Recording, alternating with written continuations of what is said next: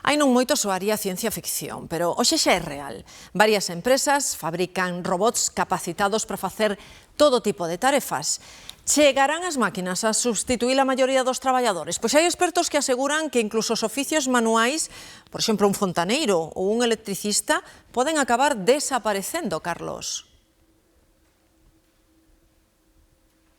Hai moito traballo e realmente poucos para facelo, por iso profesións como as que se realizan nesta obra, fontanería, electricidade, agora mesmo están entre as máis demandadas e os especialistas din que de cara ao futuro aínda estarán máis cotizadas.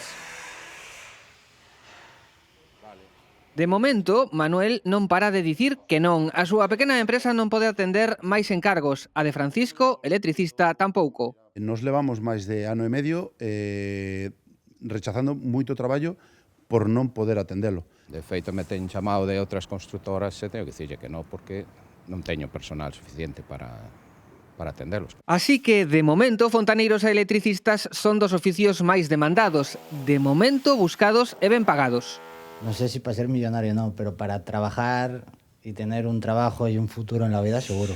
Segurísimo. A xente nova lle están rompendo moito a cabeza con novas tecnologías, moito traballo de despacho, de estar sentado diante dun ordenador, pero a nosa profesión, o noso oficio, necesita de xente en obra.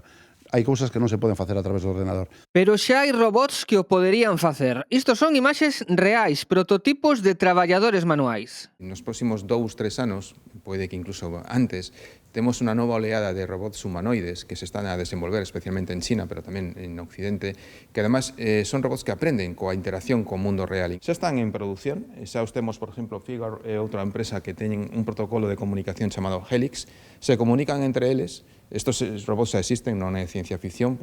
Que non cansan, nin cobran, nin reclaman dereitos laborais. E ollo, xa están en marcha.